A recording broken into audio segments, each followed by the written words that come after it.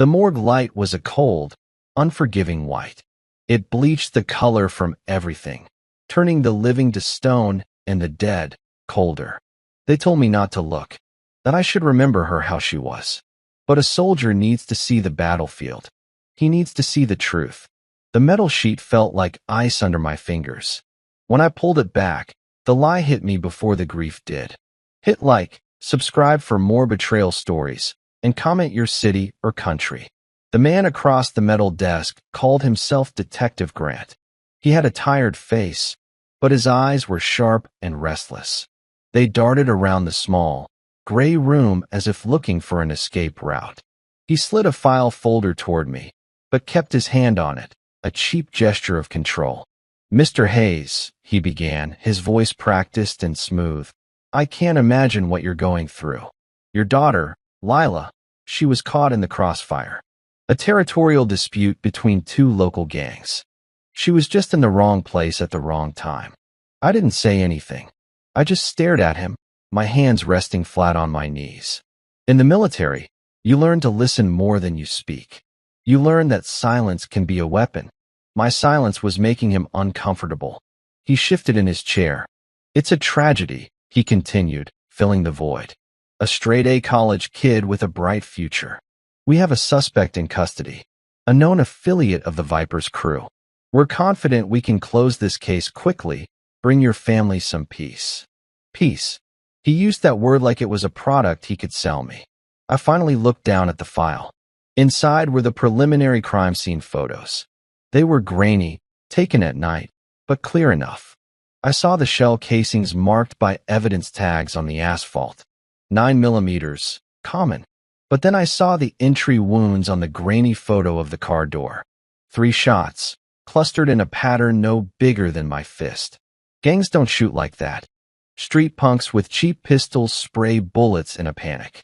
They don't have the training for a controlled 3-round burst. That grouping wasn't rage. It was discipline. It was professional. Wrong place, wrong time. I repeated, my voice flat, betraying none of the storm building inside me. Where was this exactly? "The corner of 8th and Industrial," Grant said, a little too quickly. "It's a rough part of town. We don't know why she was there." Another lie. Lila was a planner. Her life was a series of organized, color-coded schedules. She accounted for every minute of her day.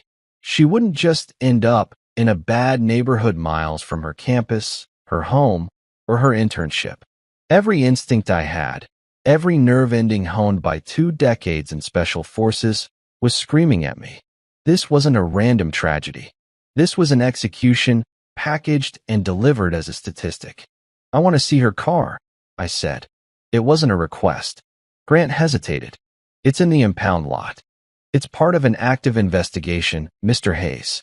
We can't release. You just told me the case is ready to be closed." I cut him off, my voice dropping a degree colder. "So let me see the car." He held my gaze for a long moment, and for the first time, I saw a flicker of something behind the tired cop facade. It was a flicker of fear. He finally nodded, breaking eye contact. "I'll authorize it. But you can't take anything." An hour later, I was standing in the dim light of the city impound lot. Lila's small blue sedan was sitting there, a single bullet hole in the driver's side window, the rest of the damage hidden. The police had been sloppy. They'd done a quick sweep for evidence related to a gang shooting and moved on. They weren't looking for anything else. I was. I sat in the passenger seat, the smell of her vanilla air freshener still hanging in the air. It was a punch to the gut harder than any I'd ever taken in a fight.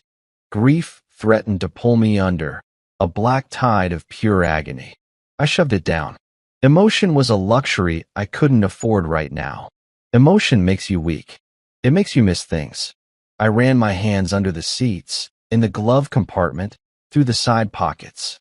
Nothing. They would have found anything obvious. I thought like Lila.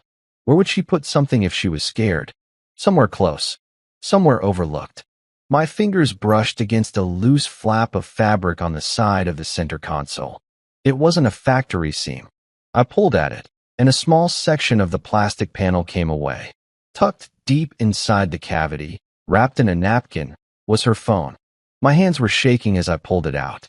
The screen was cracked, but it lit up when I pressed the power button. Low battery. 3%. I plugged it into the charger I still kept in my own car. As it powered on, the lock screen appeared. A picture of her and me, taken last summer on a fishing trip. Her smile was so bright it hurt to look at. My thumb hovered over the screen. Her fingerprint wasn't registered, but mine was. We'd set it up as an emergency backup. My print unlocked her life.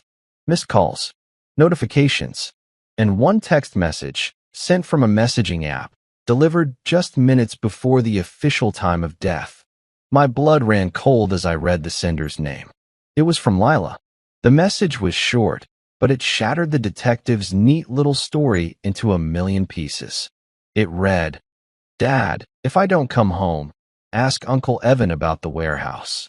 The name, Uncle Evan, on that screen felt like a physical blow. It didn't make sense. Evan was family in every way that mattered, except blood. We served together for 12 years. He pulled me out of a burning Humvee in Kandahar.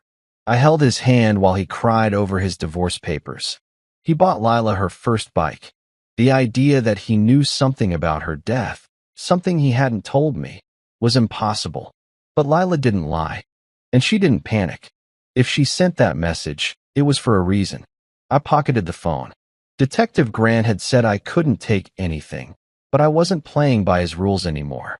I walked out of the impound lot, my face a mask of numb grief for the officer at the gate, while inside, my mind was racing at 100 miles an hour. First, I needed to see the ground. Maps and photos are one thing. Boots on the ground are another.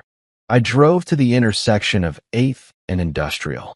It was exactly as Grant described, bleak, shadowed by rusting factories, the streetlights flickering like they were dying. Gang territory, sure, but also a ghost town at night. I parked a block away and approached on foot, keeping to the shadows. Habit. I found the chalk outlines, now fading under the street lamp's weak orange glow. I stood where her car had been.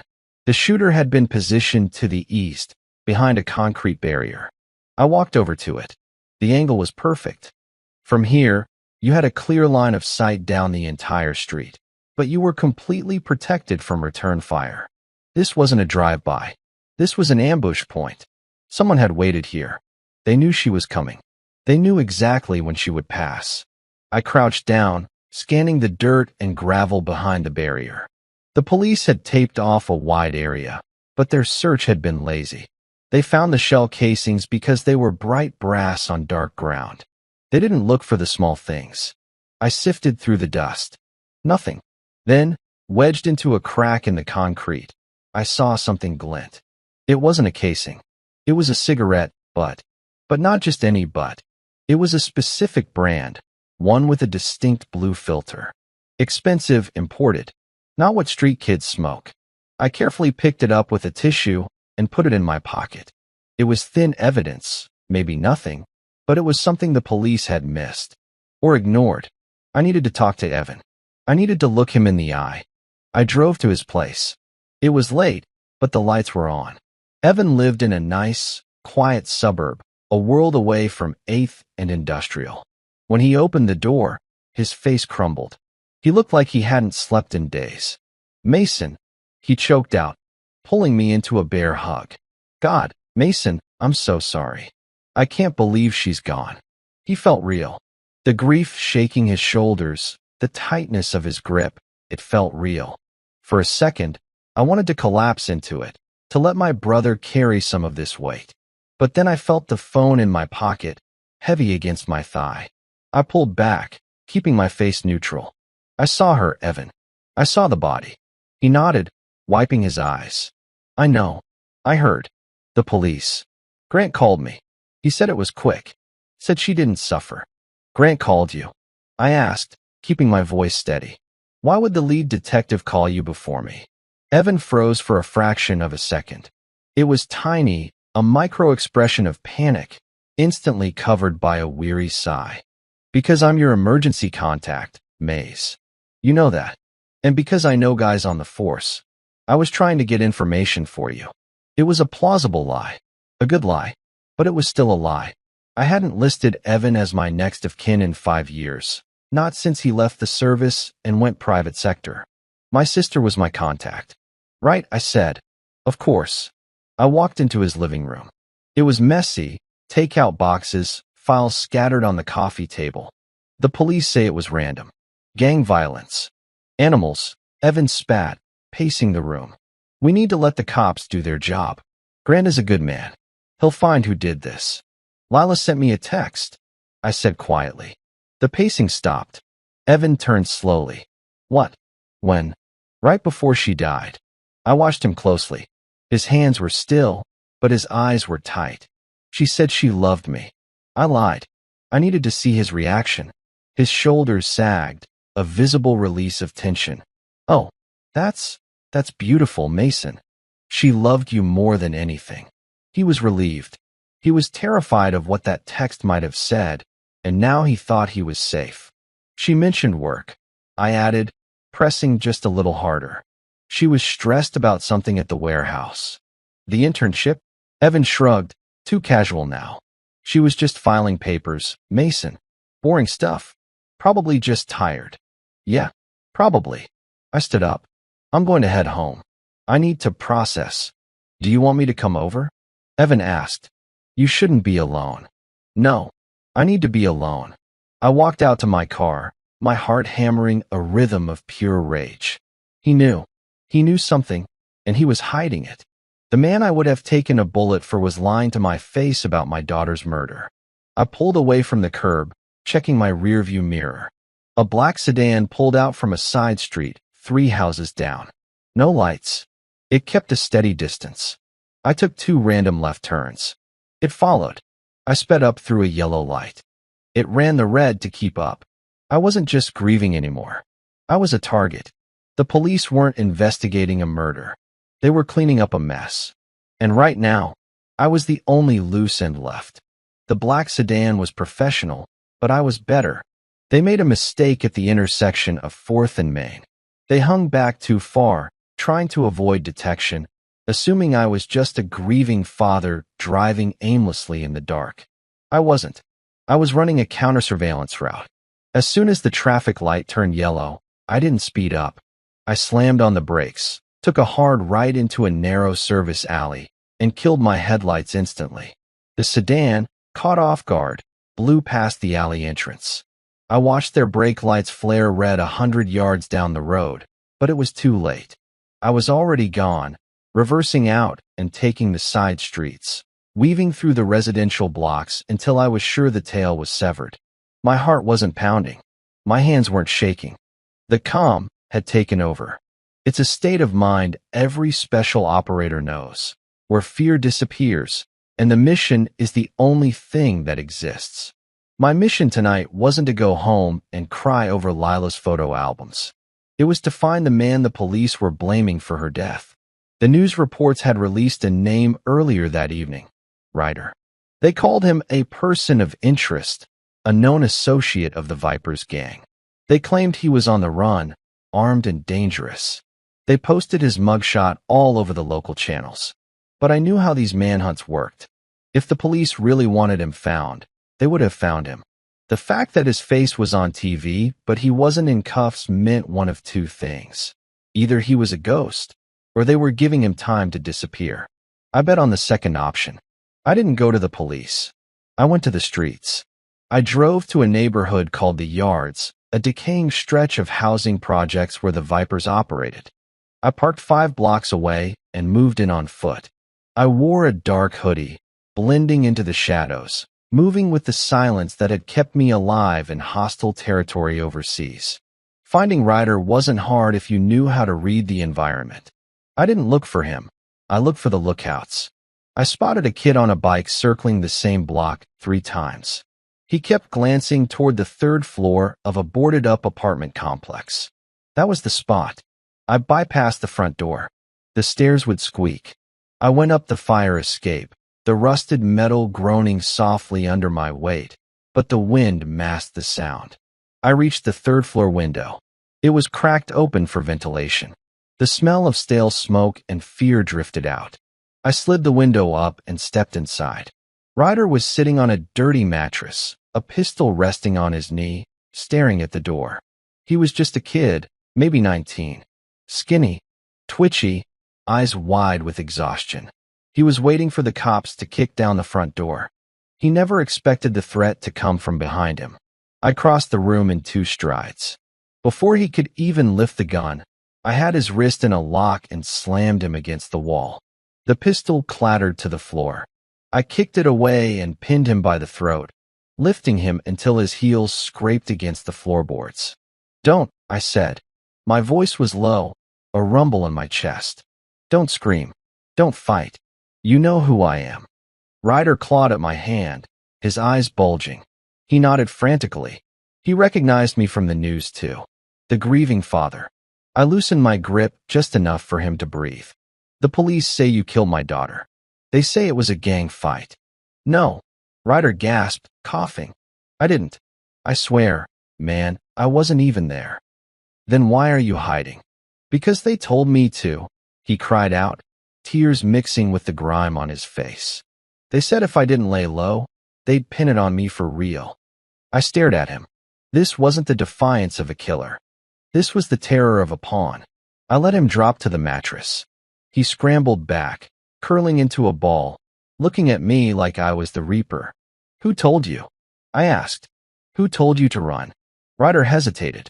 He looked at the window, then back at me. He was weighing his fears, fear of me versus fear of them. I took a step forward, letting the street lamp outside catch the hard line of my jaw. I let him see that I wasn't a civilian. I was something much worse. "The cop," Ryder whispered. "The tall one, with the scar on his hand. Detective Kyle, Grant's partner. What did he pay you?" I asked. "He didn't pay me," Ryder said, his voice trembling. "He paid my brother. $5,000. And he said if I took the fall for being the lookout, and said it was a rival gang who shot the girl, they'd give me a deal. 2 years, out in 1. But if I talked, he said he'd make sure I died in booking before I ever saw a judge." My blood ran cold. It was a script. The police weren't just covering up a murder, they were orchestrating a play. They needed a villain to blame so the public would stop asking questions. Ryder was the perfect scapegoat, a kid with a record, expendable, easy to squeeze.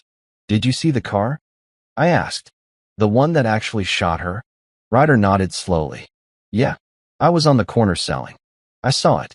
Black SUV. Tinted windows. No plates. It pulled up smooth, man. Professional. The window rolled down, 3 shots, pop, pop, pop. Then it rolled off. No screeching tires. Just business." "Did you see who was driving?" "No, but I saw the sticker on the back bumper. It was small, silver. Looked like a hawk or an eagle holding a globe. The logo of a logistics company. I filed that away instantly. "Get your phone out," I ordered. Ryder fumbled for his phone. "Open the voice memo app. Hit record." He did it, his hands shaking so bad, he almost dropped the device. "Say it again," I commanded. "Say exactly what Detective Kyle told you to do. Say the date, the time, and the amount of money." Ryder spoke into the phone, his voice cracking, spilling the dirty secrets of the men sworn to protect this city. When he was done, I took the phone.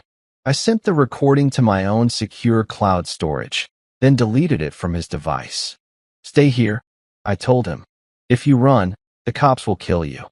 If you stay, I might be able to use this to keep you alive. But if you tell anyone I was here, I won't be as nice next time." I left him shivering on the mattress and disappeared back down the fire escape. I had the first crack in their armor. I had proof of corruption, but proof wasn't enough. I needed to know why. Why kill an innocent college student? What did Lila know? I drove home, taking a long, circuitous route to ensure I wasn't followed again. The adrenaline was fading, replaced by a heavy, aching exhaustion. I just wanted to sit in Lila's room. I wanted to smell her perfume and pretend for 5 minutes that this nightmare wasn't real. I pulled into my driveway. The house looked dark, quiet, normal. But as I unlocked the front door, the hair on the back of my neck stood up. The air inside felt different, disturbed. I didn't turn on the lights. I drew the small concealed carry pistol I kept in the entryway table, but it wasn't there. The drawer was slightly ajar. Empty. I moved through the house, silent, clearing room by room. No intruders. They were gone. But they had been here. The living room looked untouched to the naked eye, but I noticed the small things. The books on the shelf were pushed back an inch further than usual. The rug was slightly misaligned with the floorboards. They were professionals. They didn't toss the place like burglars. They searched it like spies. I went straight to Lila's room. My heart hammered against my ribs. If they had touched her things. Her room was neat. Her bed was made. But her desk? The drawers were closed, but the stack of papers on top, her college applications, her sketches, was in a different order. I knew because Lila always kept her current project on top. Now it was at the bottom. They weren't looking for money. They weren't looking for jewelry. They were looking for information. They were looking for whatever Lila had found at the warehouse. I stood in the center of my daughter's violated room, and I realized the scope of this war. They had killed her. They had bought the police. They had hunted me. And now, they had invaded my home. I walked to her closet and pulled down an old shoebox from the top shelf. It wasn't something the police or the intruders would have cared about, just old childhood keepsakes. But inside, taped to the bottom of the box, was a small key. It was the key to a storage locker I kept across town. A locker where I kept the things I promised I'd never use again. My old gear. My tactical vests. The tools of a soldier. I gripped the key in my fist until the metal bit into my skin. They wanted to fight. They wanted to erase my daughter and silence me. They had no idea who they had just declared war on. I didn't sleep that night. I sat in the kitchen with the lights off, watching the street through the blinds, the storage locker key sitting on the table like a loaded round. My mind kept replaying Ryder's description of the sticker on the black SUV, a silver hawk or eagle holding a globe. I knew that logo. I'd seen it on the side of trucks rolling down the interstate, on massive shipping containers at the docks. It belonged to Global Transit Solutions, a massive logistics firm that moved everything from electronics to produce in and out of the city. And it was the same company where Lila had been interning for the last 3 months. She had been so excited when she got the position. It's supply chain management, Dad, she had told me, her eyes sparkling. It's how the world works. Everything connects. I had been proud. I thought she was learning about spreadsheets and shipping routes. I didn't know she was learning about something that would get her killed. At 0600 hours, I was parked outside the Global Transit headquarters. It was a sprawling complex of glass and steel near the waterfront. I wasn't there to storm the gates. Not yet. I was there for recon. I needed a name to go with the logo. I used a high-powered camera with a telephoto lens, staying low in my car. I watched the employees file in.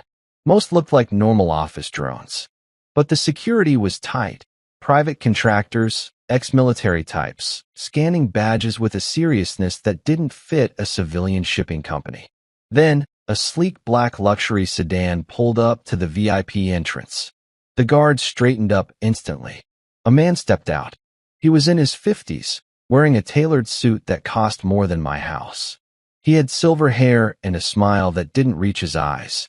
He shook hands with a man waiting for him, a man in a cheap suit who looked out of place. I zoomed in. The man in the cheap suit was Detective Grant. The rage flared hot in my chest, but I forced it down. I snapped photos rapidly. Grant handed the silver-haired man a thick envelope. The silver-haired man patted Grant on the shoulder, patronizing, dismissive, and walked inside. Grant got back in his unmarked police car and drove off. I did a quick search on my phone for the company's executive board. The silver-haired man was Victor Vance, the CEO of Global Transit, a philanthropist, a pillar of the community, and apparently, the man who had my daughter's blood on his hands. But why? What could an intern possibly find that would make a billionaire CEO order a hit? I needed to get inside Lila's head. I needed her notes. The intruders had tossed her room, but they didn't know Lila like I did. They looked for physical files, hard drives, flash drives. But Lila was a digital native, and she was paranoid about losing her work. She used a dead drop system for her backups. She had an old gaming laptop she hadn't used in years, buried in a box of cables in the garage.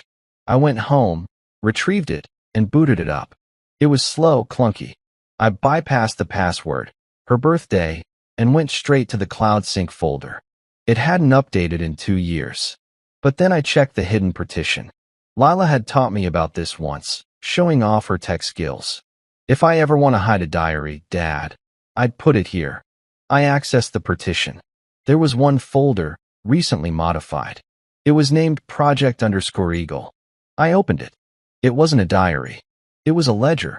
Lila had been tracking shipments. Not the normal ones. She had found a discrepancy in the weight logs. Certain containers labeled heavy machinery parts were leaving the warehouse at odd hours, bypassing the standard customs weigh-in. She had cross-referenced the shipping container IDs with news reports of illegal arms appearing in conflict zones overseas. She hadn't just found smuggling. She had found a massive international arms trafficking ring operating out of our city's port, using global transit as a cover. And she had the container numbers to prove it. The last file in the folder was an audio recording. I clicked play. Lila's voice filled the garage, whisper quiet and terrified. I don't know who to trust. I tried to tell my supervisor, and he got fired the next day. I think Mr. Vance knows. I think the police are in on it. I'm going to try to talk to Uncle Evan. Dad trusts him. Maybe he can get this to the FBI without getting us all killed. I'm meeting him tonight. The recording ended. The silence in the garage was deafening. I'm meeting him tonight. The text message. Ask Uncle Evan about the warehouse. Lila didn't die because she found the evidence. She died because she tried to give it to Evan. I felt sick. Physically sick. The betrayal twisted in my gut like a knife. Evan wasn't just covering up the murder. He had set her up. He was the one she went to for help. And he had served her up to Victor Vance on a silver platter. I stood up, the laptop screen glowing in the dim garage. The calm was gone. In its place was a cold, focused hatred. I grabbed my jacket and headed for the door. I wasn't going to the police. I wasn't going to the FBI. They were too slow, and I didn't know who else was on Vance's payroll. I was going to the precinct. I was going to look Gran in the eye and make him bleed until he told me everything. I drove to the station, my hands white-knuckled on the wheel. I parked in the visitor lot and stormed toward the entrance. I didn't have a plan. I just had the need to hurt the men who hurt my little girl. Mason, a voice called out from the steps. It was Evan. He was standing there in his suit, looking every bit the concerned friend. He hurried down the steps to intercept me. Mason, what are you doing here? You look like hell. I stopped. Every muscle in my body wanted to lunge at him. I wanted to wrap my hands around his throat and squeeze until the truth popped out. But I remembered Lila's voice. I don't know who to trust. If I attacked him now, right in front of the station, I'd be arrested. I'd be neutralized. Vance would win. Lila's death would be for nothing. I forced my face to relax. It was the hardest thing I'd ever done. I need answers, Evan, I said, my voice raspy. I was coming to talk to Grant. I want to know why they haven't arrested anyone yet. Evan put a hand on my shoulder. His touch felt like a brand. I know, buddy. I know. But you can't go in there like this. You're emotional. You'll just get yourself thrown out. Or worse. He looked me in the eyes. There was something there. Not sorrow, not friendship. It was assessment. He was checking to see if I was broken or if I was dangerous. Wait and be smart, Evan said, his voice low. Let me handle Grant. I'm pushing them. Mason, I promise. Just go home. Let me do this for you. I looked at him. I saw the man who had been my brother. And I saw the traitor who had signed my daughter's death warrant. Okay, I said. Okay, Evan. I'll trust you. I turned around and walked back to my car. I didn't look back. I had made a mistake coming here. I had almost blown my cover. Evan thought I was just a grieving, desperate father. He thought he could manage me. He was wrong. I wasn't going to confront them. Not yet.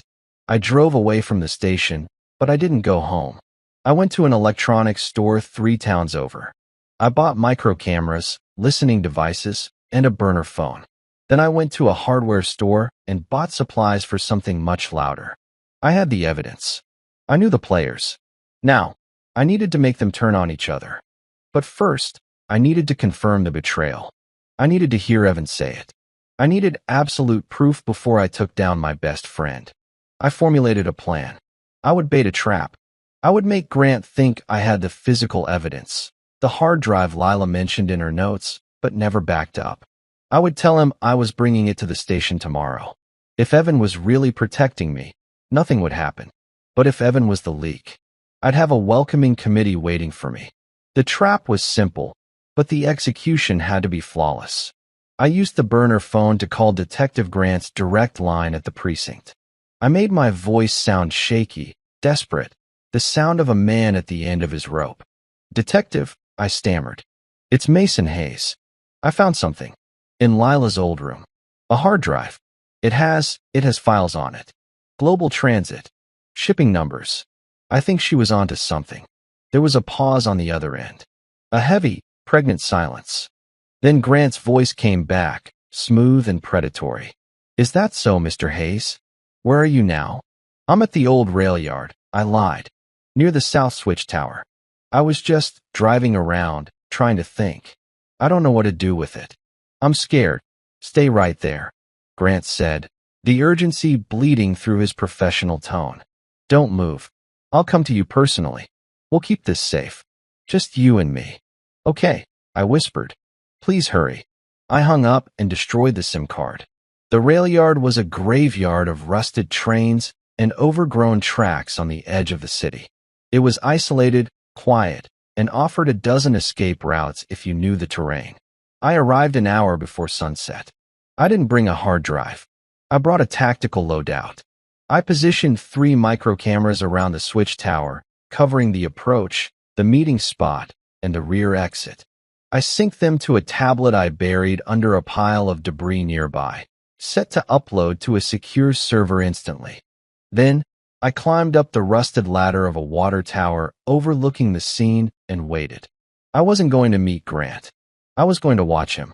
If he came alone in a squad car, maybe I was wrong. Maybe there was still hope for the system. But at 1900 hours, as the sun dipped below the horizon, a black SUV rolled into the yard. No lights. It stopped 50 yards from the switch tower. 2 men got out. One was Grant. The other was Kyle. They weren't wearing uniforms. They were wearing tactical vests and carrying suppressed carbines. They weren't here to collect evidence. They were here to erase the witness. They fanned out, moving with military precision. They checked the perimeter, weapons raised. They were hunting me. My stomach twisted. It was confirmation, stark and brutal. But the real knife in the back came 5 minutes later. My phone buzzed. It was Evan. I ignored it. It buzzed again. And again. I looked down at the screen from my perch high above the yard. "Incoming call, Evan." I didn't answer. Instead, I pulled up the audio feed from the camera I'd planted near where Grant was standing. Grant was on his phone. "He's not here," he growled. "Place is clear." He spooked. Then, through the tinny speaker of my earpiece, I heard the voice on the other end of Grant's call. It was on speakerphone. "Find him," the voice said. "He's smarter than you think. He played you." I froze. I knew that voice. It wasn't Victor Vance. It was deeper, rougher. It was Evan. "He called me 10 minutes ago." Evan's voice continued, cold and devoid of the warmth I'd known for 20 years. "He asked if I knew where the rail yard was. He was testing the waters. He knows, Grant. Mason knows. He's getting too close. I can't distract him anymore. You have to take him out. Tonight." The world tilted on its axis. Evan, my brother, the man who stood beside me at my wedding, the man who held Lila when she was born. He wasn't just a leak. He wasn't just compromised. He was giving the orders. He was the architect. I sat there in the darkness, the cold steel of the water tower biting into my back, and I felt something inside me shatter. It wasn't my heart. That had broken when I identified Lila's body. This was my foundation, my belief in loyalty, my faith in the bond between soldiers. It all turned to dust. Grant hung up. Let's sweep the north side, he told Kyle. If he's here, we put him down. Make it look like a suicide. Grief-stricken father couldn't take the pain. They started moving toward my position. I had a sniper rifle in my bag. I could have dropped both of them right then. 2 shots. Clean. Easy. But killing them wouldn't end this. It wouldn't touch Evan. It wouldn't touch Victor Vance. And it wouldn't clear Lila's name. They would just paint me as a cop killer, a deranged veteran who snapped. The truth would die with me. No, death was too easy for them. I wanted them to suffer. I wanted to burn their world down around them, piece by piece. I slipped down the backside of the water tower, moving like a ghost. I made it to my car, parked a mile away in a drainage ditch, without snapping a twig. I drove away, leaving the empty trap behind. But I couldn't go home. They would be waiting for me there next. My house was compromised. My life was compromised. I drove to a self-storage facility on the outskirts of town, not the one with my gear, but a different one I had rented under a fake name years ago as a precaution. Inside was a go bag, cash, fake IDs, prepaid phones. I sat in the small, dusty unit, surrounded by the remnants of a life I was leaving behind. I took out my phone, my real phone, and looked at the contact Evan. I thumbed the record button on the audio app I'd used to capture the feed from the rail yard. I replayed it. You have to take him out. Tonight. I saved the file. Then I took the SIM card out of my phone and snapped it in half. Mason Hayes, the grieving father, died in that rail yard tonight. What was left was something else. Something cold. Something hollow. I took a pair of shears from my bag and walked to the small mirror hanging on the wall. I cut my hair short, military buzz. I shaved the beard I'd grown in my depression. I stared at the stranger in the mirror. His eyes were dead, but his jaw was set in stone. I wasn't going to run. I was going to go underground. I was going to become the nightmare they were afraid of. I opened a new burner laptop and logged into a secure encrypted email service. I typed a single message to the local FBI field office's tip line. I didn't attach the audio yet. That was my ace in the hole. Instead, I attached a single photo, one I had taken of Grant and Vance meeting. Subject, corruption in CPD, body, watch Detective Grant. Watch Global Transit. The gang war is a lie. It was a small pebble, just enough to start a ripple. Then, I closed the laptop and lay down on the concrete floor of the storage unit. I didn't sleep. I just stared at the metal ceiling, visualizing Evan's face. I replayed every memory, every laugh, every shared beer, tainting them with the knowledge of his betrayal. He had sold Lila for money, for position, for favor with a man like Vance. He thought I was dead. By morning, when Grant reported back that I was gone, they would assume I had fled in terror. They would relax. They would get sloppy. And that's when I would start hunting. I closed my eyes, and for the first time since the morgue, a single tear leaked out. Not for me, not even for Lila, but for the man I used to call my brother. He was already dead. He just didn't know it yet. For 3 weeks, Mason Hayes didn't exist. The police report listed me as a missing person, possible suicide. They found my car abandoned near a bridge on the edge of the county, the door left open, my wallet on the seat. It was a classic setup. Grant and Kyle bought it because they wanted to buy it. It was easier to explain a dead, grieving father than a missing one.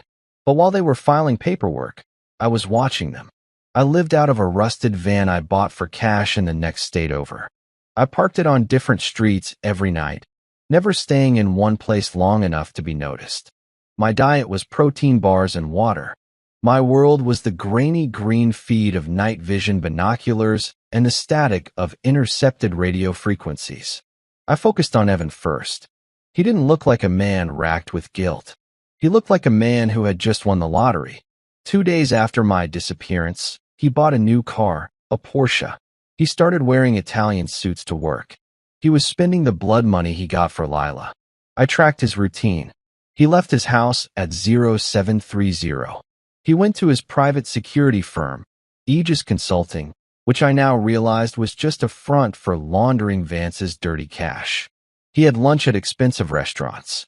He went home at 1900. He was comfortable. He was arrogant. One Tuesday night, Evan hosted a dinner party. I watched from the tree line behind his property, shivering in the cold rain. I saw him laughing, holding a glass of wine, surrounded by friends. People I knew. People who had come to Lila's funeral and hugged me. They had no idea they were drinking wine with the man who ordered her death. The rage was a cold, heavy stone in my stomach. But I didn't move. Patience is the sniper's greatest weapon. You don't shoot when you want to. You shoot when the target is exposed. I waited until the guests left. I waited until the lights went out. I waited another 2 hours to be sure he was asleep. Then I moved. Evan's security system was top of the line. Motion sensors, cameras, silent alarms. But he had forgotten one thing. He had asked me to test it for him 6 months ago. I knew the blind spots. I knew the master code because he was too lazy to change it after I set it up. I slipped through the back door like a whisper. The house smelled of expensive cologne and stale wine. I moved through the kitchen, avoiding the squeaky floorboard in the hallway. Another detail I remembered from years of friendship. I went upstairs to his bedroom. The door was open. He was asleep, snoring softly, sprawled out on high thread count sheets. His phone was on the nightstand. I stood over him. I had a knife in my belt. I could have ended it right there. I could have slit his throat and watched the life drain out of his eyes. It would have been justice. It would have been fair, but it wouldn't have been enough. He needed to know why, and he needed to feel the fear Lila felt. I didn't touch him. Instead, I took out a photo I had printed.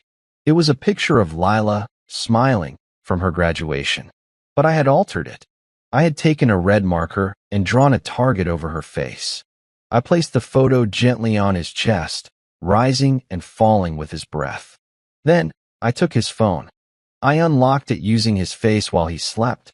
Risky, but necessary. I scrolled through his texts until I found the thread with Victor Vance. I typed a message. Mason isn't dead. He was here. I didn't send it. I just left it typed in the text box, ready to be seen the moment he opened his phone. I placed the phone back on the nightstand. Then, I took one souvenir. His watch. An expensive Rolex he had bragged about buying with his bonus. I left as silently as I came. I retreated to my van, parked 3 blocks away, and waited. At 0600, the lights in the house snapped on. A minute later, I saw movement in the bedroom window. Then, the front door flew open. Evan stumbled out onto the porch, wearing only his boxers, clutching his phone, looking wildly around the yard. He looked terrified. He looked like a man who had just seen a ghost. He dialed a number. I tuned my scanner to the frequency I knew Grant used. Grant. Evan's voice crackled over the radio, high-pitched and panicked. He was here.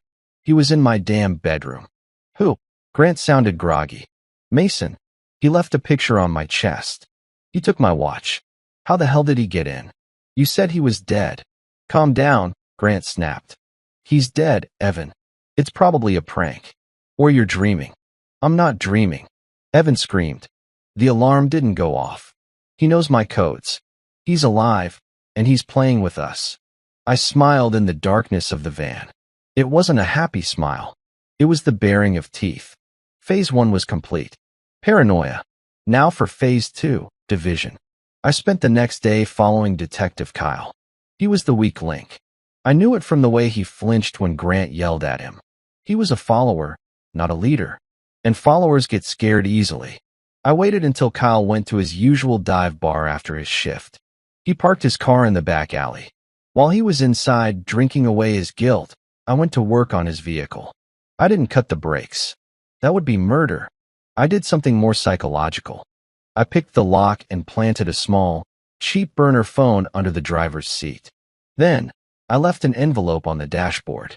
Inside was a single sheet of paper with a bank account number printed on it. It was a Cayman Islands account number I had found in Lila's Project_Eagle files, one of Victor Vance's laundering accounts. When Kyle stumbled out an hour later, he saw the envelope. He opened it, read the number, and frowned. He didn't understand. Then, I called the burner phone I had planted. He jumped when the muffled ringing started from under his seat. He fished the phone out, staring at it like it was a bomb. He answered it, his hand shaking. Who is this? I used a voice modulator. Deep, distorted, mechanical. Victor knows you're skimming, I said. It was a lie, but a believable one. Everyone in this game was greedy. He's cleaning house. Evan sold you out to save himself. What? Kyle stammered. No. Who is this? Look at the account number, I said. That's where your severance package is going. To your funeral. I hung up. I watched from across the street as Kyle frantically dialed his own phone. He wasn't calling Grant. He was calling his wife.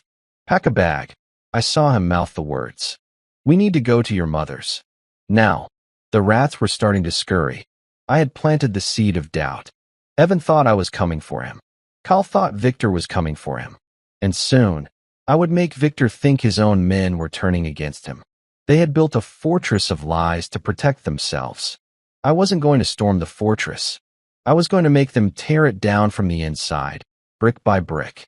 Lila's death wasn't a tragedy anymore. It was a countdown. The city felt different when you were a ghost. You saw the cracks in the pavement, the shadows in the alleys, the fear in the eyes of men who thought they were untouchable. I was living inside those cracks now. Evan was unraveling. I watched him through the scope from a rooftop 2 blocks away.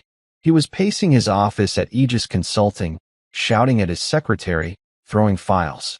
He had hired 2 extra bodyguards, hulking ex-mercenaries who looked bored and dangerous. He wasn't sleeping. I could tell by the dark circles under his eyes that even the expensive window tint couldn't hide. He was terrified of the dark.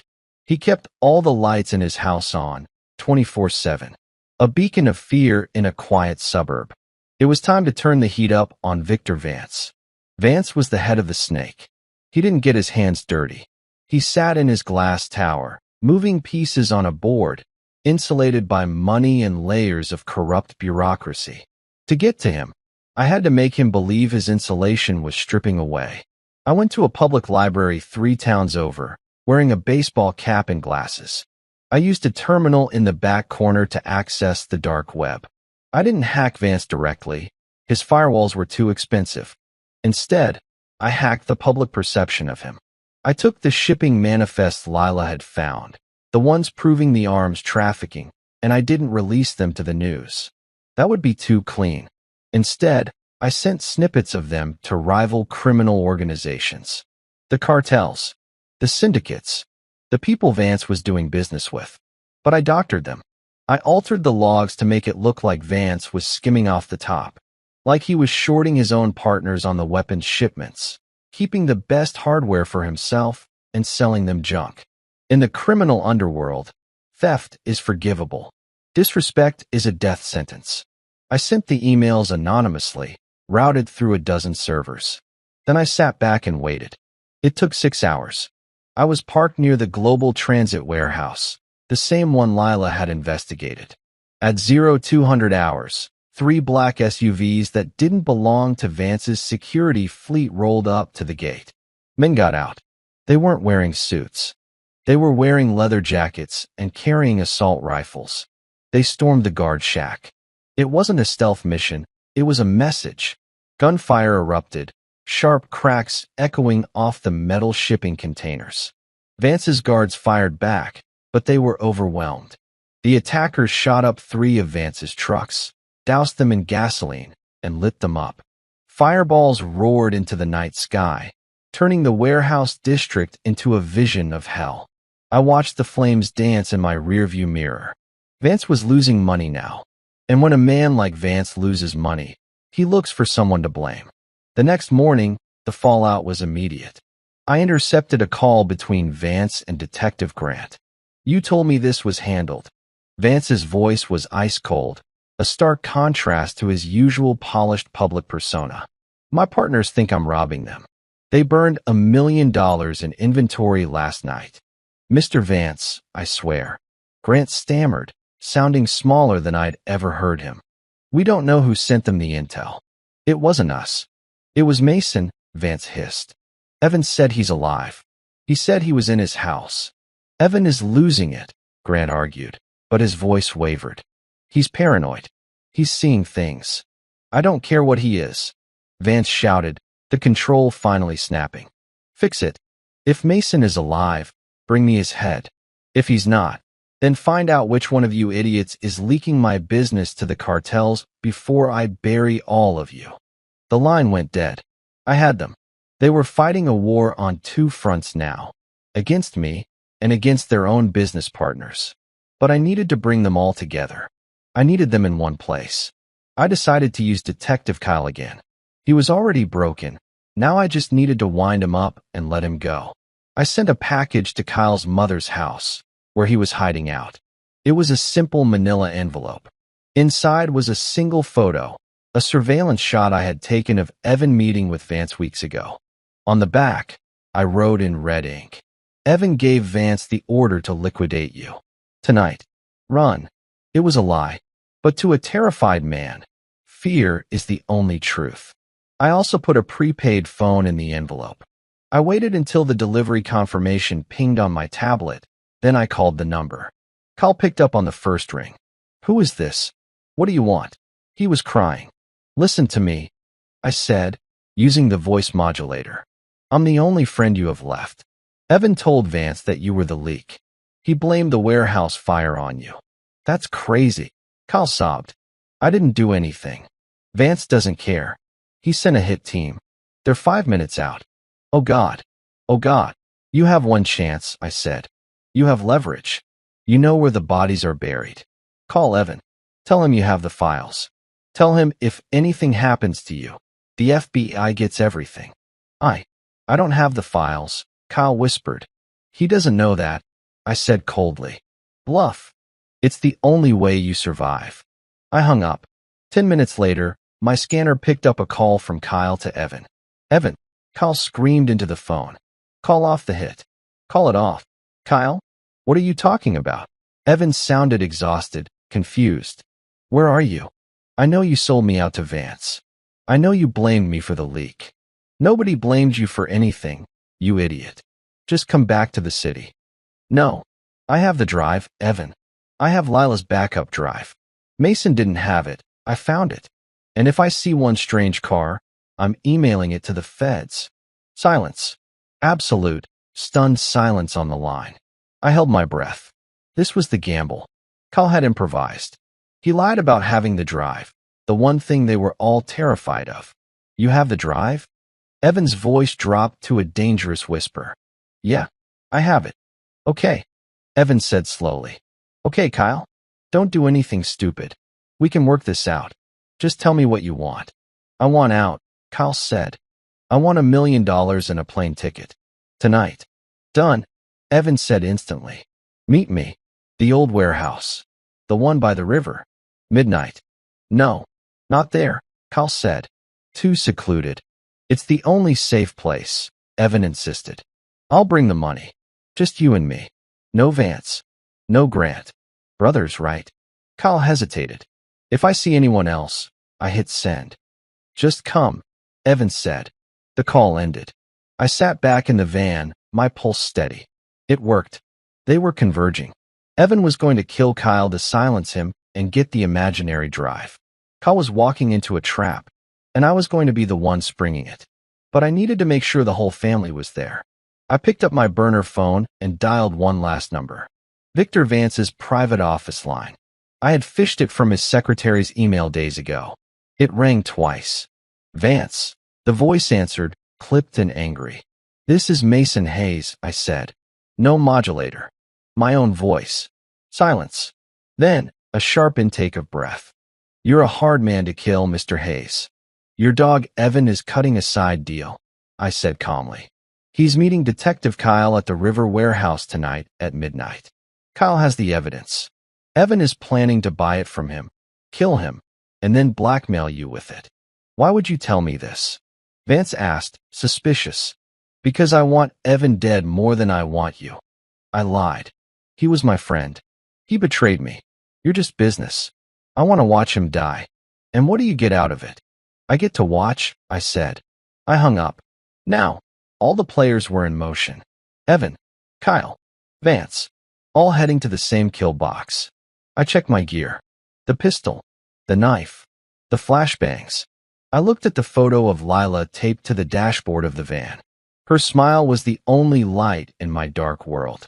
One more night, baby girl, I whispered. Just one more night. I started the engine. The warehouse by the river was a relic of a dying industrial age. It was a massive, rotting husk of brick and iron, its windows shattered like missing teeth. The river churned black and oily beside it, the sound of the water masking the quiet approach of death. I arrived at 2,300 hours, a full hour before the meet. I didn't park. I ditched the van a mile away in a patch of dense woods and hiked in. I moved low, using the overgrown weeds and debris piles for cover. The air smelled of rust and impending violence. Inside, the warehouse was a cavern of shadows. Moonlight filtered through the holes in the roof, slicing the darkness with pale, dusty beams. I moved to the catwalks high above the main floor. The metal grating was rusted, threatening to groan under my weight, so I walked on the structural beams, silent as a spider. I found my perch, a shadowed corner 30 feet up, overlooking the center of the floor where an old industrial scale sat. It was the perfect stage for a tragedy. I set up my position. I didn't bring a sniper rifle this time. A rifle is for distance. This was going to be close. Personal.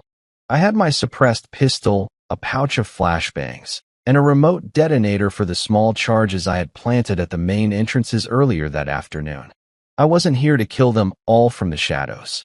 I was here to herd them. At 23:45, headlights swept across the warehouse walls. Detective Kyle arrived first. He looked like a man walking to his own execution. He was sweating, his eyes darting around wildly. He clutched a laptop bag to his chest, the leverage he didn't really have. He stood by the scale, pacing, checking his watch every 10 seconds. Come on, come on. I heard him mutter, the sound drifting up to the rafters. 5 minutes later, Evan arrived. He didn't come alone. 2 of his Aegis mercenaries flanked him, moving with professional discipline. Evan walked with a confidence that made my blood boil. He was wearing a long trench coat, his hands buried in the pockets. Kyle, Evan called out, his voice echoing in the vast space. You look terrible. Kyle jumped, spinning around. You brought muscle. You said you'd come alone. Precautions, Evan said smoothly, stopping 10 yards away. You're unstable, Kyle. I couldn't take the risk. Now, show me the drive. Money first. Kyle stammered, holding the bag tighter. Show me the money. Evan sighed, a sound of exaggerated patience. He pulled a thick envelope from his coat pocket. It's all here. One-way ticket. Cash. New passport. Just give me the drive, and you vanish. Kyle hesitated. He took a step forward, reaching for the envelope. That was the moment. High beams flooded the warehouse entrance, blinding everyone on the floor. The roar of engines filled the air as 2 armored SUVs smashed through the rusted bay doors, debris flying everywhere. Victor Vance had arrived. Kyle screamed and scrambled back, dropping the bag. Evan's mercenaries raised their weapons, but they were outgunned. 4 men in heavy tactical gear poured out of the SUVs, rifles trained on Evan and his crew. Vance stepped out of the lead vehicle. He looked immaculate, even in a war zone. He walked toward Evan, clapping his hands slowly. Bravo, Vance said, his voice dripping with sarcasm. Quite the little reunion. Evan's face went pale. Victor, I was handling this. I was getting the drive for us. For us. Vance laughed, a harsh, barking sound. Or for yourself. I got a call, Evan, from a dead man. He told me you were planning to squeeze me. Mason, Evan's eyes went wide. He's lying. He's trying to turn us against each other. He succeeded, Vance said coldly. He signaled to his men.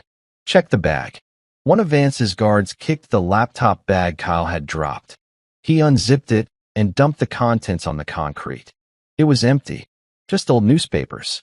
The silence that followed was heavy enough to crush bone. Vance turned to Kyle. You lied. I had to. Kyle shrieked. He was going to kill me. Vance didn't hesitate. He raised a silver pistol and shot Kyle once in the chest. The sound was deafening in the enclosed space. Kyle crumpled, dead before he hit the floor. I didn't flinch. Kyle was a dirty cop who helped cover up my daughter's murder. He made his choice. Evan backed away, his hands up. Victor, listen to me. We can still fix this. Mason is here. He set us up. I know he's here, Vance said, scanning the shadows. And once I'm done with you, I'll find him too. Vance nodded to his men. They raised their rifles toward Evan. Wait. Evan screamed. I know where he is. I know his safe house. I can give him to you. My grip tightened on the detonator. Evan was still trying to sell me out, right to the bitter end. It was time to join the party. I pressed the button. Boom. The shaped charges on the bay doors blew inward, sending a cloud of concrete dust and shrapnel into the room. It wasn't enough to kill, but it was enough to create chaos. In the confusion, I tossed 2 flashbangs from the catwalk. They exploded in blinding white flashes, accompanied by concussive bangs that scrambled the senses. Contact! One of the mercenaries yelled, firing blindly into the ceiling. I dropped from the catwalk, sliding down a support cable and landing in the darkness behind a stack of crates. I was on the floor now. The dust swirled, thick and choking. I moved through it like a wraith. Vance's men were shouting, trying to establish a perimeter. Evan's mercenaries were returning fire. The alliance had shattered completely. It was a 3-way firefight in a cloud of dust. I saw one of Vance's men moving to flank Evan. I stepped out of the shadows and put 2 rounds in his leg. He went down screaming.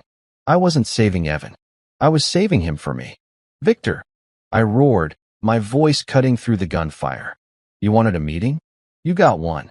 I moved again, constantly shifting position. I was one man, but in the confusion, I sounded like a squad. Vance was taking cover behind his armored SUV. Kill him, he screamed. Kill everyone. I saw Evan crawling toward the river exit, abandoning his own men. Typical. I moved to intercept. I wasn't going to let him leave. Tonight, the debt would be paid. I sprinted across the open floor, bullets kicking up dust around my boots. I vaulted over a conveyor belt and tackled Evan just as he reached the door. We crashed onto the wet concrete of the loading dock outside. The cool river air hit my face.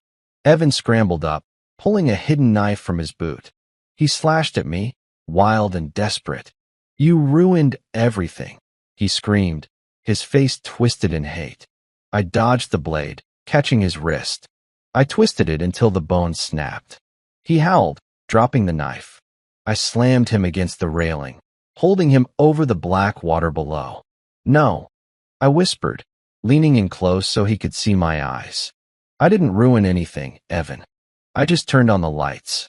The wind off the river was biting, but Evan's face was sweating. His arm hung uselessly at his side, but his eyes were still searching for a way out. A lie, a bargain, anything to survive. Mason, please, he gasped, the fight draining out of him as he looked down at the dark water. I had no choice. Vance, he threatened me. He said he'd kill everyone I knew. I did it to protect you. I sent Lila to the warehouse hoping she'd see the danger and run. Not this. It was a pathetic lie. Even now, staring death in the face, he couldn't be honest. You sent her there to die, I said, my voice flat. You knew Vance was moving a shipment that night. You fed her to the wolves to prove your loyalty to him. No, it wasn't like that. I heard the call, Evan. I cut him off. I heard you tell Grant to take me out. Tonight, you said. Remember? Evan flinched. The truth hit him harder than my fist. He slumped against the railing, defeated. Inside the warehouse, the gunfire had died down. Vance's men had finished off Evan's mercenaries. Now, they were coming for us. I could hear boots crunching on glass, getting closer to the loading dock. They're coming, Evan whispered. They'll kill us both. Let me go, Mason. We can fight them together. Like the old days. I looked at him. I saw the ghost of the man I used to trust. But ghosts aren't real. There are no old days, I said. I pulled a pair of zip ties from my vest. I spun Evan around and secured his good hand to the railing. He screamed, thrashing, but he was trapped. "What are you doing?" he cried. "Mason, don't leave me here." "I'm not leaving you," I said. "I'm giving you to them." I stepped back into the shadows just as the warehouse door kicked open. Victor Vance stepped out, flanked by his last two standing guards. He looked disheveled, his suit covered in dust, his composure gone. He saw Evan tied to the railing and smiled, a cruel, predatory grin. Well, Vance sneered, raising his pistol. "Look at this. The rat in a trap." "Victor, wait." Evan begged. "It was Mason. He's here. He's watching. Let him watch," Vance said, leveling the gun at Evan's head. I didn't intervene. I let the fear consume Evan. I let him feel the cold barrel of betrayal pressed against his forehead. But I wasn't going to let Vance walk away. From the darkness of the adjacent roof access, I raised my pistol. I didn't aim for Vance. I aimed for the propane tank of the forklift sitting directly behind his guards. I squeezed the trigger. The spark ignited the gas instantly. A fireball erupted, knocking the guards off their feet and throwing Vance forward onto the concrete. I moved. I was on top of Vance before he could recover. I kicked the gun out of his hand and drove a knee into his chest. He wheezed, grabbing at my vest, his eyes wide with shock. "You?" he gasped. "Me," I said. "I didn't kill him. That was too easy." I zip-tied his hands behind his back, tight enough to cut off circulation. I dragged him over to the railing, right next to a sobbing Evan. "Two rats," I said, looking at them. "One who sells his friends, and one who sells his country." Sirens wailed in the distance. Real sirens this time. Not the corrupt local cops, but the heavy, rhythmic wail of federal response units. The FBI. I had sent the full evidence package, the audio, the photos, the bank accounts, 10 minutes ago. "You can't prove anything," Vance spat, trying to regain some dignity. "I have lawyers. I own this city." "Not anymore," I said. "I sent the files to the feds, Vance. Not the locals. They have everything. The arms deals. The accounts. The murder." Vance's face went white. I looked at Evan one last time. He wouldn't meet my eyes. "Goodbye, Evan," I said softly. I vaulted over the side of the loading dock, dropping into the icy river below. The water was freezing, stealing the breath from my lungs, but I let the current take me. I drifted downstream, under the pilings, disappearing into the blackness just as the blue FBI raid lights flooded the warehouse dock. I watched from the water as agents swarmed the platform. They found Vance and Evan, bound and broken, waiting for justice. I had won, but as the cold water numbed my body, I didn't feel like a winner. I just felt done. The fall of Victor Vance wasn't quiet. It was an avalanche. I watched it from a cheap motel room 3 states away. It was the lead story on every national news channel. The FBI had raided global transit, seizing millions in illegal assets. They found the weapons, the laundered money, and the digital trail that linked everything back to Vance's office.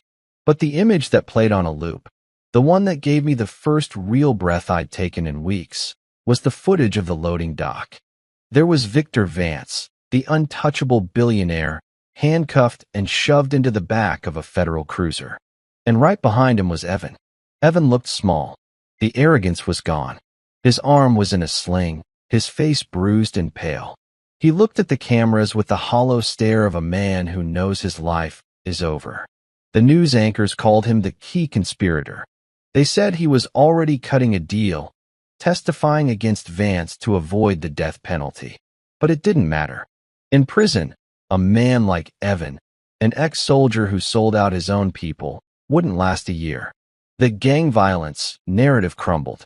The dirty detectives, Grant and Kyle, were exposed as enforcers for a criminal empire.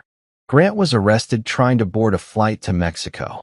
Kyle's body was found at the warehouse, a grim testament to the cost of greed. The city was cleaning itself up. Lila's name was cleared. She wasn't a victim of random street violence anymore. She was a hero who had uncovered a massive conspiracy. But public justice doesn't fix a broken heart. I stayed underground for a few more weeks, letting the heat die down. The FBI knew I was involved. My fingerprints were all over the warehouse, but they weren't looking too hard. I had handed them the biggest bust of the decade on a silver platter. I was a ghost they were happy to ignore. Eventually, the snow began to melt, turning the gray city slush into clear water. It was time to go back one last time. I drove to my old house. It was still taped off, a crime scene, empty and dark. But the mailbox was full. I sorted through the junk mail, the bills, the condolences from people who thought I was dead. And then I saw it. A small, padded envelope. It had been lost in the postal system, stamped, insufficient postage, and returned, then redelivered. The postmark was dated the day Lila died. My hands shook as I tore it open. Inside was a USB drive. Not the encrypted one with the shipping logs. This was different. It was pink, her personal drive. I sat on the porch steps of the empty house and plugged it into my burner laptop. There was a single video file. I clicked play. Lila's face filled the screen. She looked tired, stressed, but her eyes were kind. She was sitting in her car, the same car she died in. "Hey, Dad," she said. Her voice made my chest tighten, so hard I could barely breathe. "If you're seeing this, I don't know. Maybe I'm just being paranoid. But I found something at work. Bad stuff." She looked out the window, then back at the camera. "I found the records, Dad. But I also found the emails. They were from Evan." She paused, biting her lip, tears welling up in her eyes. "I know he's your best friend. I know he's family. That's why I can't go to the police yet. I can't let him go down without talking to him. I think he's in trouble, Dad. I think Vance has him trapped. I'm going to meet him at the warehouse tonight. I'm going to show him the evidence and tell him I can help him. I have to try to save him, Dad. He's Uncle Evan." The video ended. The screen went black. I sat there in the silence of the neighborhood, tears finally streaming down my face. I had thought she went there to expose him. I thought she was naive. I was wrong. She went there to save him. She saw the man who betrayed her, and she didn't see a monster. She saw her father's friend in trouble. She died offering him a hand to pull him out of the darkness. And he killed her for it. It made the tragedy heavier, but it also made it pure. Lila didn't die a victim. She died because her heart was too big for this dirty world. She was better than me. She was better than Evan. She was the best of us. I stood up. I pocketed the drive. I drove to the cemetery. The grass was starting to turn green again. Her headstone was simple. Lila Hayes, beloved daughter. I didn't have flowers. I had something else. I reached into my pocket and pulled out my military challenge coin, the one Evan had given me the day we both made Special Forces selection, the symbol of our brotherhood. I dropped it into the dirt and ground it in with my heel until it was buried deep, gone forever. "I got them, baby girl," I whispered to the stone. "They can't hurt anyone else. It's done." I stood there for a long time, watching the sun go down over the city. I wasn't Mason the soldier anymore. I wasn't Mason the ghost. I was just a father who had kept his promise. I turned my collar up against the wind and walked back to the van. I didn't know where I was going next. The road was long, and there were plenty of other towns with dirty secrets and people who needed help. But for the first time in a long time, the noise in my head was gone. The mission was complete. Story finished. But a quick question for you. That was a heavy journey, and if you made it to the end, I appreciate you more than you know. If this story made you feel something, anger, sadness, or satisfaction, please do me a huge favor. Hit that like button and subscribe to the channel. It helps us keep bringing these stories to life. I'd love to know, where are you watching from today? Drop your city or country in the comments. It's amazing to see how far our family reaches. And one last question for you. Do you think justice was truly served, or did Evan deserve a worse fate? Let me know your thoughts below. Also, tell me what you want to see next. Do you prefer these deep, emotional family betrayals, or are you ready for a high-stakes military thriller? Let me know in the comments, and I'll create exactly what you want to hear. Until the next epic story, take care of yourselves.